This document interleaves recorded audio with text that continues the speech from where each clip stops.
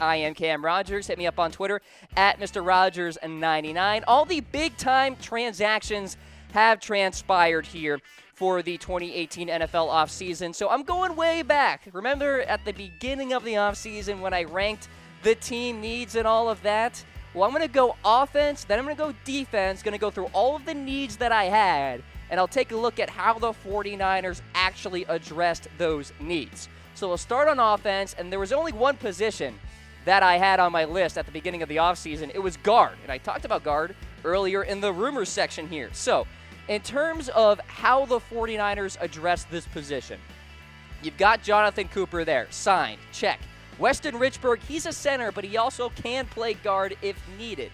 Couple of UDFAs as well, and Joshua Garnett is back healthy. I want to point him out because he didn't play at all in 2017, so in theory, he's kind of an addition to the squad in 2018. I want to zone in here on Jonathan Cooper. I think he has a very real chance here to be a starter for San Francisco this coming year. Has started 27 games in 4 seasons, started a good amount for the Dallas Cowboys a year ago, 2013 first-round pick of the Arizona Cardinals. He is expected to compete with Joshua Garnett. He's actually looking a lot healthier, Garnett is, and then Lincoln Tomlinson, he's just decent at this juncture. Cooper does have the pedigree of being a high draft pick, so I still think there's potentiality for him to be a very effective guard for San Francisco. We'll see how he pans out there in Kyle Shanahan's offense. So really only one team need on the offensive side here that I addressed and that I looked at earlier in past 49ers reports. So here's the grade, B+. I think they did a pretty solid job there getting Weston Richburg. That helps things on the interior.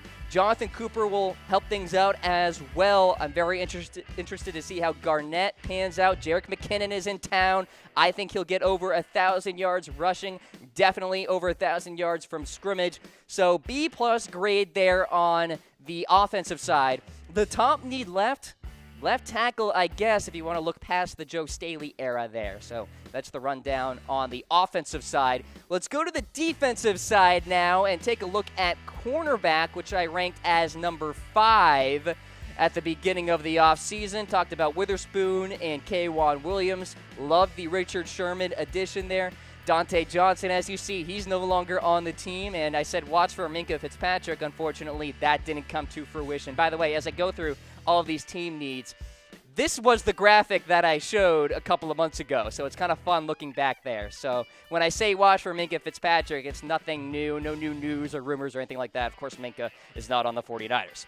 All right, so how did they address cornerback? Of course, Richard Sherman. They got DJ Reed as well in that 5th round. Cornerback out of K-State, Corey Griffin, Tarvarus McFadden as well, a couple of UDFAs. I do want to take a look at Richard Sherman because he will be the leader of that secondary.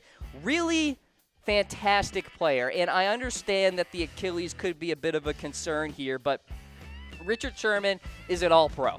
This guy knows how to play the position, and now you have Sherman, Akello Witherspoon, K'Wan Williams, a good safety tandem as well.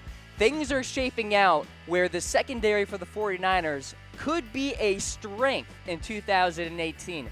That is how much faith I have in the back end there. Now, I do want to take a look at DJ Reed, too, because I think he adds some viable depth at slot corner. He's a playmaker, can make it happen in special teams as well, so he will certainly be a factor. He's smaller, 5'9", 185. He did have 19 pass deflections in 2016 with K-State, 4 interceptions in 2017. He's a willing tackler as well, so don't sleep on DJ Reed there at cornerback. All right, let's take a look at defensive tackle. That was on my list as well. I said after Buckner, depth was lacking. Thought maybe DJ Jones could develop. Jonathan Hankins, he's actually still on the open market, still looking for a new team there, so maybe some possibility there. Benny Logan, he's no longer an option. He found a new destination, so he cannot be a part of the 49ers' future plans. Now, how is defensive tackle addressed here?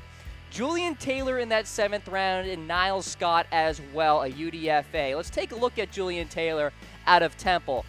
I actually like him a lot. He provides some pretty solid depth there. Despite coming out of the 7th round here, he does have a little bit of an injury history. This includes a meniscus surgery in 2015 torn ACL in 2016. Still a little bit raw. I mean, most 7th-round prospects are going to take some polishing and things like that. But I think he could develop on that defensive line. And I'll tell you one thing, don't have a lot of faith in Earl Mitchell either. Didn't really perform well last year, and Jullian Taylor could rise up that depth chart quicker than we actually think. So that's the rundown there with defensive tackle. How about edge rusher? This is very important here, because if I were to re-rank all of these team needs, edge rusher would be atop the list. Now, I think Solomon Thomas will be better. Eric Armstead, I said, isn't that great, but if he's healthy, he can be better. He looks like he dealt with a few fair share of injuries last year, even when playing. Duzable is a free agent, of course, and I also said can be addressed in the draft. Well, let's take a look at how the 49ers addressed edge rusher. Re-signed Cassius Marsh. That was very important from a continuity standpoint on that defense. They signed Jeremiah Atachu from the LA Chargers formerly. Kentavious Street was drafted in the 4th round, but we won't see him in 2018 because he suffered a brutal injury during pre-draft workouts with the Giants. All right, Blaine Woodson as well, a UDFA. Let's take a look at Cassius Marsh. I think he'll be a viable player for this 49ers defense going forward, and he was a late addition to the team back in November, you may recall, and in the games that he actually played for the 49ers, pretty darn effective. 2 sacks, 2 forced fumbles, made some plays here and there. Could be a good rotational guy, and if injuries happen at edge rusher, insert Cassius Marsh, a proven veteran that can get it done there. Now, here's the guy that I'm really excited about, Jeremiah Atachu. So, 1-year deal for him with the 49ers. He had 6 sacks with the Chargers back in 2015.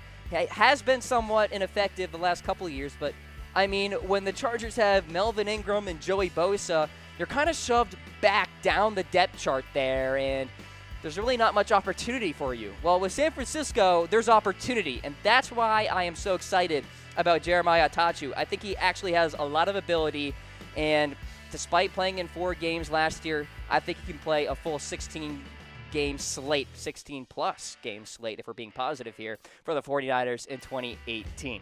All right, so that's the rundown with edge rusher. Let's take a look at middle linebacker, and I ranked it at number 2 at the time. I was very concerned about the ongoing Reuben Foster investigation and all of that. Well, certainly heard some encouraging news in terms of Foster's chances of playing a full slate of games this year in light of his ex-girlfriend testifying that he did not hurt her. So good stuff there for Reuben Foster. Let's take a look at how middle linebacker was addressed. They re-signed Brock Coyle, good depth there, drafted Fred Warner in the 3rd round, and I have full season from Reuben Foster because, in essence, that's an addition, because a lot of us thought, well, he could be in jail for 11 years if convicted. So a big-time turnaround in light of the recent news. Now, I do want to zone in on Fred Warner. Some people are thinking, well, maybe he could be that insurance policy for Reuben Foster at middle linebacker. I don't necessarily see that at this point. I think he's more of a weak side guy, fast player, solid sideline to sideline. I don't think he's going to be in the fray with Reuben Foster or Brock Coyle on the inside of that linebacking core, but things can change if Fred Warner bulks up a little bit and shows some better tackling ability, but we'll see what happens there. All right, so in terms of the overall defense grade, I'm giving it a C+, and folks, that's above average. And the only reason why I am not in the B or A category here is that I'm still concerned about edge rusher. I'm not exactly sure where the good chunk of sacks are going to come from on that 49ers defensive line. Now, wishful thinking would be Solomon Thomas really emerges in his sophomore campaign, and then I'll bump up that grade to somewhere around an A-, because Solomon Thomas has been vocal that he will be working on his pass rushing ability throughout the offseason. So, in terms of defense and offense, collectively, altogether, I think it was a very successful offseason. I'm giving it a rock-solid B here. And, folks, we are so used to grade inflation these days, like a C grade essay gets an A grade these days in school, so I'm kind of a harsh grader. A B is a good grade, folks, and don't let anybody tell you otherwise. So solid offseason for San Francisco. McKinnon is in town. Richburg is there. Fusco leaving, Hyde leaving, Kilgore leaving. That's okay. I like Dante Pettis a lot. I want him on that graphic there because I think he can be electric at wide receiver. Now, how would you guys grade the 49ers offseason moves? Hit me up in the reaction poll. Give me a heart for A, like for B, wow face for C, and a laughing face for D or F. I better not see any laughing faces. That I am hoping for.